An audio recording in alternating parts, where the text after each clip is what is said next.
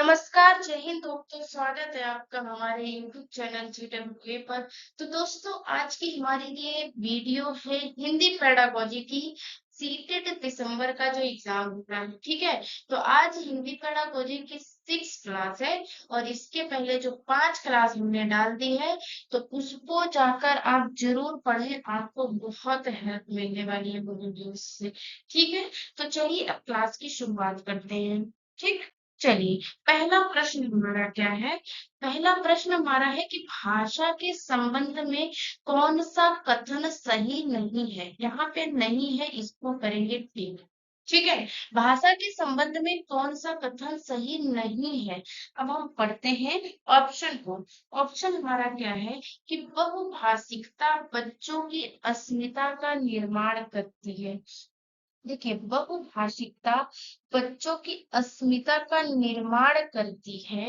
ये तो आपका सही है कि अगर जहाँ बच्चे क्लास में कई भाषा से संबंधित बच्चे अगर हैं, तो वो एक दूसरे से बातचीत करेंगे, समझेंगे, तो उनके अस्मिता का निर्माण होगा। उन्हें एक बच्चे को एक भाषा आ रही है, अगर वो दूसरी भाषा वाले बच्चे से बात करता है तो उसे दूसरी भाषा भी आएगी, तो उसके जरूर उसके अंदर निर्माण तो हो ही रहा है, तो ये तो सही हो जाता है। भाषा आपस में संपर्क संवाद करती है, बिल्कुल सही है कि दो भाषा वाले अगर व्यक्ति हैं, दो भाषा वाला अगर क्लास में स्टूडेंट है, तो आपस में वो जब बातें करेंगे तो कुछ कुछ अगर वर्ड ही अपने अपने वो यूज करते हैं, तो क्या होता है, आमने सामने वो लोग बातें कर रहे हैं, इससे संपर्क संवाद ही तो होता है अपनी अपनी भाषाओं में। अब तीसरा है कि भाषागत विविधता एक समस्या है। देखिए, ये आपका गलत होता है। इसका कहने का मतलब ये है, जो भाषागत विविधता है, जो अलग अलग भाषाएं हैं, वो एक समस्या है, ये कहना चाह रहा है। तो ये हमारा ऑप्शन गलत होता है। भारत एक भाषिक विविधता एक भारत की भाषिक विविधता एक जटिल चुनौती है। हाँ, इसे हम मान सकते हैं कि थोड़ी सी एक चुनौती है कि इतनी सारी भाषाएं हैं, तो भाई समझने में ये सारी में थोड़ी दिक्कत तो होती है। लेकिन जो आपका ये है कि चुनौती है, यहाँ पे ये चीज बोला है, और यहाँ पे क्या बोला है कि भाषागत विविधता एक समस्या है, तो ये आपका गलत हो जाता है। तो यहाँ पे नहीं पूछा है, तो यही तो आंसर होगा हमारा। ठीक, चलिए अब चलते हैं हम अगले प्रश्न पर। अगला प्रश्न हमारा आता है कि नेहा अपनी बात करते समय अपनी मातृभाषा के शब्दों का प्रयोग करती है, तो आप क्या करेंगे? नेहा नाम की स्टूडेंट है, अगर वो बात करती है क्लास में, तो अपनी क्या वो मदर टंग के शब्दों का प्रयोग करती है, तो उसमें टीचर से बोल रहा है कि आप क्या करेंगे? तो ऑप्शन है कि उसे डांटेंगे कि वह अपनी भाषा के शब्दों का प्रयोग ना करे, तो ये तो गलत हो जाता है। उसे बताएंगे कि किसी शब्द विशेष को क्या कहते हैं, ये भी आपका गलत होता है। उसे बताएंगे कि यह शब्द गलत है, ये भी तो गलत है। हम ये नहीं कह सकते कि ये शब्द गलत है। ठीक, तो अब आता है आपका ऑप्शन चौथा। ऑप्शन चौथा जब आता है कि लक्ष्य भाषा के शब्द का प्रयोग करते हुए सहजता से उसके वाक्य को दोहराएंगे। लक्ष्य भाषा मतलब कि हम जो चाहते हैं, टीचर जो चाहता है, उस भाषा का शब्द का प्रयोग करते हुए उसकी भी भाषा, उसके भी वाक्य को सरलता से दोहराएगा एक दूसरे से। ठीक है, तो ये आपका ऑप्शन सही होता है, चौथा। ठीक है, अब चलेंगे हम अगले प्रश्न पे। भाषा की कक्षा में यह जरूरी है कि बच्चे मानक भाषा में ही बातचीत करें, भाषा की पाठ्य पुस्तक पर विशेष ध्यान दिया जाए, बच्चों की अधिक से अधिक परीक्षाएं ली जाए, या फिर भाषिक पृष्ठभूमि के आधार पर किसी को पीछे ना छोड़ा जाए। यही आपका एकदम सटीक उत्तर बैठता है, चौथा।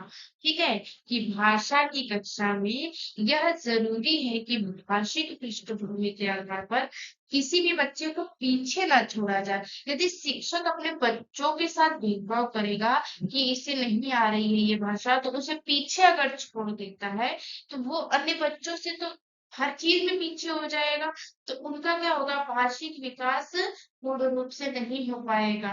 ठीक है, चलिए अब चलेंगे हम अगले प्रश्न। अगला प्रश्न हमारा आता है कि उच्च प्राथमिक स्तर पर भाषा शिक्षण का उद्देश्य क्या है, इसे हम समझेंगे कि उच्च प्राथमिक स्तर पर भाषा शिक्षण का उद्देश्य। ऑप्शन पहला आपका होता है कि व्याकरण के नियमों का कंठस्थ करना। देखिए, भाषा शिक्षण में व्याकरण के नियमों को कंठस्थ करना, ये आपका गलत ऑप्शन होता है। दूसरा आता है कि सभी साहित्यिक विधाओं में लेखन की कुशलता विकसित करना। तो ये आपका सभी साहित्यिक विधाओं में, ये आपका गलत होता है कि लेखन की कुशलता विकसित सभी साहित्यिक, ये बच्चा नहीं कर पाएगा। ठीक है, ये बच्चा नहीं कर पाएगा। तो तीसरा है कि भाषा के विभिन्न संरचनाओं को यांत्रिक अभ्यास, ये भी आपका गलत होता है। तो चौथा होता है, देखिए यहाँ पे करना वो तीसरे का ही है। चौथा यहाँ से स्टार्ट होता है कि भाषा की बारीकी और सौंदर्य बोध को समझने की क्षमता का विकास, यही आपका ऑप्शन चौथा सही हो जाता है कि भाषा की बारीकी को समझाएं और उसके सौंदर्य बोध को समझने की क्षमता का विकास करेंगे। किसमें? स्टूडेंट में। क्योंकि जब तक बच्चे भाषा की बारीकियों को नहीं समझेंगे, तब तक वो भाषा शिक्षण का उद्देश्य पूर्ण नहीं कर पाएंगे, उनका उद्देश्य पूर्ण नहीं हो पाएगा। ठीक है, चलेंगे हम अगले प्रश्न पे। अगला प्रश्न हमारा आता है कि भाषा शिक्षण में पाठ्य पुस्तकों के अतिरिक्त कौन सा सबसे कम प्रभावशाली है? सबसे कम प्रभावशाली क्या होगा, ये हम समझेंगे। संवाद, संवाद आएगी, ये क्या हो जाएगा? संवाद अदायगी होगा। ठीक, संवाद अदायगी आपका होता है ये, अदायगी। ठीक है, संवाद अदायगी हो गई। तो ये आपका तो सही होता है कि आपस में बातचीत करेंगे, अपनी बातों को बातचीत करेंगे, अपनी बात दूसरा बच्चा दूसरे से करेगा, तो ये तो आपका सही होता है। परिचर्चा करना, किसी भी चीजों पे चरिचर परिचर्चा करेंगे, चर्चा करेंगे, तो ये भी आपका पॉजिटिव होता है। घटना वर्णन करना, ये भी होता है। लेकिन प्रश्नों के उत्तर लिखना, ये आपका नहीं होगा। तो ऑप्शन चौथा ही आपका सही होता है। ऑप्शन चौथा होता है कि भाषा शिक्षण में पाठ्य पुस्तकों के अतिरिक्त कौन से सबसे कम प्रभावशाली हैं? तो भाषा शिक्षण में प्रश्नों के उत्तर लिखना, ये सबसे, इन चारों ऑप्शन की बात करेंगे तो इन चारों ऑप्शन में ये चौथा ऑप्शन ही आपका सही होता है। ठीक है, अब चलेंगे हम अगले प्रश्न पर। अगला प्रश्न हमारा आता है कि हर व्यक्ति को मैंने ही सच्चाई दिखाई। देखिए, ये क्या बोल रहा है कि हर व्यक्ति को मैंने ही सच्चाई दिखाई। तो वाक्य पर चर्चा करने का उद्देश्य क्या है? ठीक, अगर कोई कह रहा है कि हर एक व्यक्ति को मैंने ही सच्चाई दिखाई, तो इस वाक्य पर चर्चा करने का उद्देश्य क्या हो सकता है? कि बच्चों को संज्ञा के प्रयोग का ज्ञान कराना। यहाँ पे संज्ञा के प्रयोग का ज्ञान कराने की बात नहीं है। बच्चों को सर्वनाम के प्रयोग का ज्ञान कराना, बच्चों को क्रिया के बारे में ज्ञान कराना, ऐसा तो कुछ नहीं है कि एक ही चीज पे बल दे दिया गया है। बच्चों को भाषा के नियमबद्ध प्रकृति की पहचान और उसका विश्लेषण करना और सिखाना, यही आपका ऑप्शन चौथा एकदम सही हो जाता है। ठीक है, अब चलेंगे हम अगले प्रश्न पर। अगला प्रश्न हमारा होता है कि लेखन क्षमता क्या है? लेखन क्षमता का विकास करने के संदर्भ में आपके लिए सबसे अधिक महत्वपूर्ण है सुंदर लेखन का अभ्यास, या फिर मानक वर्तनी का प्रयोग, या फिर दिए हुए बिंदुओं और निर्देशों के आधार पर निबंध, या फिर लिखना, क्या है, सुनना। इसमें क्या होगा, ये निबंध लिखना, ये ऑप्शन तीसरे का ही पार्ट होगा। ठीक है, ये लिखना उसी का होगा। सुनी पढ़ी और समझी हुई बातों को स्वाभाविक लिखित अभिव्यक्ति, ये आपका ऑप्शन चौथा सही होता है कि लेखन क्षमता का विकास सबसे ज्यादा कैसे होगा? कि हमने कुछ सुना या पढ़ा और समझा, उसे अपनी बातों में स्वाभाविक रूप से लिखें, अभिव्यक्त करेंगे, तो वो लेखन क्षमता के विकास का एक बढ़िया महत्वपूर्ण हो जाता है। ठीक है, कि हम कुछ सुन रहे हैं, पढ़ रहे हैं और समझ रहे हैं और उसी बात को अपने तरीके से अपने स्वभाव में अभिव्यक्त करेंगे लिखकर, तो ये सबसे महत्वपूर्ण होता है। ठीक, चलिए अगला प्रश्न आता है कि भाषा की पाठ्य पुस्तकों में हिंदीतर भाषा को भी जगह मिलनी चाहिए। यह कथन के समर्थन में कौन सा तर्क काम करेगा? देखिए क्या कह रहा है कि भाषा की पाठ्य पुस्तक में, कोई भी भाषा है उसकी पाठ्य पुस्तक में, जैसे यहाँ पे हिंदी भाषा की बात हो रही है, तो हिंदी तरह भाषा को भी जगह मिलनी चाहिए। तो ये जो बोला गया है ये कथन है, कथन के समर्थन में कौन सा तर्क काम करेगा? अब पढ़ेंगे ऑप्शन तो समझ में आ जाएगा। ठीक है, इससे भाषाओं के बीच द्वंद्वता नहीं होगी। क्या क्या है इसके, इससे भाषाओं के बीच द्वंद्व नहीं होगा। ठीक है, तो ये आपका गलत होता है। इससे भारत की सभी भाषाओं को स्थान दिया जा सकता है, तो ये भी आपका गलत होगा। ये सकता है यहाँ तक इसका हो जाएगा। ठीक है, इससे त्रिभाषा सूत्र का पालन किया जा सकता है। और चौथा है, इससे भाषागत विविधता को सही रूप में संबोधित किया जा सकता है। तो ऑप्शन चौथा आपका एकदम सही होता है कि भाषा की पाठ्य पुस्तक में अगर हिंदीतर भाषा को भी जगह मिलेगी, कैसे? इससे क्या होगा कि भाषागत विविधता जो है, भाषाओं में जो विविधता है उसको सही रूप में संबोधित किया जा सकेगा। ठीक है, चलिए ऑप्शन, अब आपका अगला प्रश्न है कि पूरक पठन सामग्री का उद्देश्य क्या है? पूरक पठन सामग्री का उद्देश्य है कि भाषा की नियमबद्धता को सिखाना। देखिए ये आपका गलत हो जाता है। ऑप्शन दूसरा होगा कि शिक्षक की सहायता से बच्चों को पढ़ाना लिखाना। ये भी गलत होता है। पूरक पठन मतलब द्रुत गति से पठन की योग्यता का विकास करना, यही आपका ऑप्शन तीसरा सही होता है कि द्रुत गति से पठन की योग्यता का विकास करना। ठीक, चलेंगे अब अगले प्रश्न पर। अगला प्रश्न है कि हिंदी भाषा के प्रश्न पत्र में आप किस सवाल को सबसे बेहतर मानते हैं? संज्ञा की परिभाषा, अगर हिंदी भाषा में कोई प्रश्न पत्र है तो किस सवाल को सबसे बेहतर मानेंगे, जिससे बच्चे में क्रिएटिविटी आए, या फिर वो, अभी देखेंगे ऑप्शन तो आपको समझ में आएगा।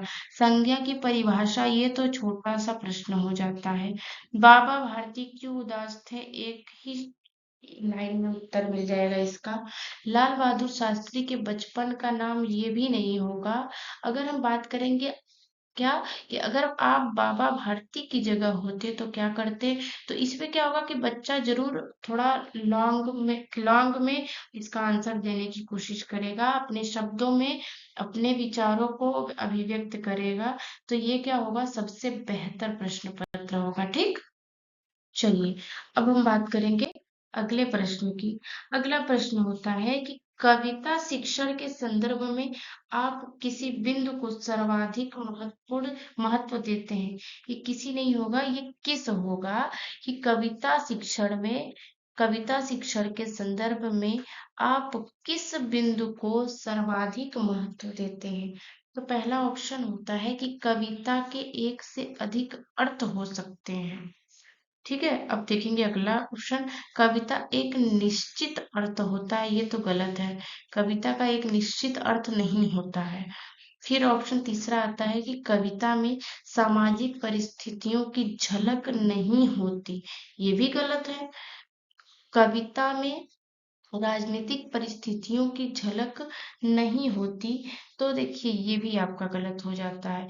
ऑप्शन आपका चौथा सही होता है, ऑप्शन आपका तीसरा एकदम सही हो, पहला सही होता है।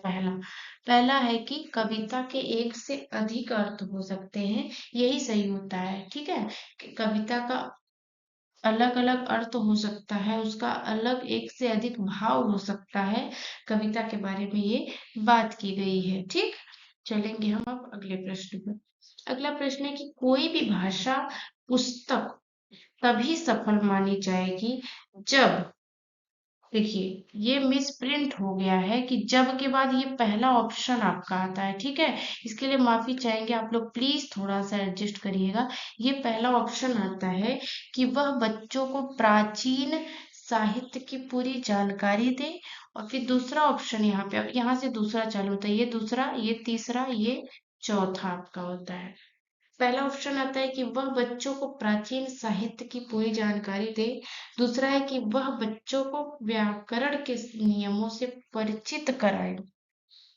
बच्चों को केवल प्रसिद्ध साहित्य से परिचित कराना, या फिर बच्चों में साहित्य की धरोहर और वर्तमान साहित्य के प्रति उत्सुकता बनाए। देखिए सबसे सटीक आंसर आपका कौन सा होता है, ऑप्शन चौथा ही सही होता है। ऑप्शन चौथा क्या है कि बच्चों में साहित्य की धरोहर और वर्तमान साहित्य के प्रति उत्सुकता बनाए, उन्हें रुचिकर बनाए कि वो कैसे चीजों को पढ़ रहे हैं, उसमें क्या करेंगे, उत्सुकता बनाने का प्रयास करेंगे। क्योंकि ऐसा जब हम करते हैं तो उन्हें अपनी जो है भाषा पुस्तक को पढ़ने में क्या आएगी, रोचकता आएगी, इंटरेस्ट लेंगे। और तब उसके बाद वो साहित्य धरोहर को और वर्तमान साहित्य के बारे में समझ सकेंगे। और फिर पहले के और अभी के इनमें क्या कर पाएंगे, वो तुलना कर पाएंगे कि कैसे कैसे चीजें तुलना करेंगे। समझ में आ रहा है ना आपको। चलिए अब चलेंगे अगले प्रश्न पे। अगला प्रश्न है कि भाषा की कक्षा को एक समावेशी कक्षा बनाने के लिए यह आवश्यक है कि पहला ऑप्शन होता है कि भाषाई कुशलताओं का आकलन न किया जाए। क्या है, भाषाई कुशलताओं का आकलन न किया जाए, तो ये तो आपका गलत होता है। पाठ्यक्रम को कम कर दिया जाए, ये भी आपका गलत होता है। तीसरा क्या है कि विभिन्न प्रकार के दृश्य श्रव्य सामग्री का उपयोग किया जाए, ये आपका सही होता है। क्या होगा कि हम अलग अलग प्रकार के दृश्य श्रव्य सामग्री का उपयोग करेंगे, तो ये हमारे लिए क्या होगा, बहुत ही ज्यादा इम्पोर्टेंट होगा। ठीक, चलेंगे हम अब अगले प्रश्न पे। अगला प्रश्न क्या होता है कि अंतः वाक्य की संकल्पना किससे संबंधित है। अंतः वाक्य की, ये वाक्य नहीं है, ये वाक है। अंतः वाक ये नहीं होगा आपका, ये अंतः वाक होगा। अंतः वाक्य की संकल्पना किसने की है, वाइगोत्स्की जी कहाँ पर है, ऑप्शन चौथा आपका सही होता है कि अंतः वाक्य की संकल्पना वाइगोत्स्की ने की है। ठीक है, चलेंगे हम अगले प्रश्न पर। अगला प्रश्न हमारा होता है कि भाषा और चिंतन में संबंध होता है। यह कथन, अब ऑप्शन पढ़ेंगे तब समझ में आएगा। भाषा और चिंतन में संबंध होता है, पूर्णतः गलत है, आंशिक रूप से सही है, व्यर्थ का है, या फिर पूर्णतः सही है। तो देखिए भाषा और चिंतन का संबंध की बात करेंगे तो ऑप्शन चौथा ये पूर्णतः सही है। भाषा और चिंतन एकदम इन लोगों का, इन दोनों का पूर्णतः संबंध होता है। ठीक, तो देखिए आपकी वीडियो यहीं पे समाप्त होती है, आपके क्वेश्चन भी यहीं पे होते हैं समाप्त। तो दोस्तों आशा करते हैं आपको क्वेश्चन सब समझ में आए होंगे और आपको वीडियो पसंद आई होगी। तो लाइक का बटन जरूर दबाइएगा, और चैनल पर पहली बार आए हो तो सब्सक्राइब किए बिना कोई नहीं जाएगा। ठीक, चलिए मिलते हैं आपसे अगली क्लास में, तब तक के लिए शुक्रिया।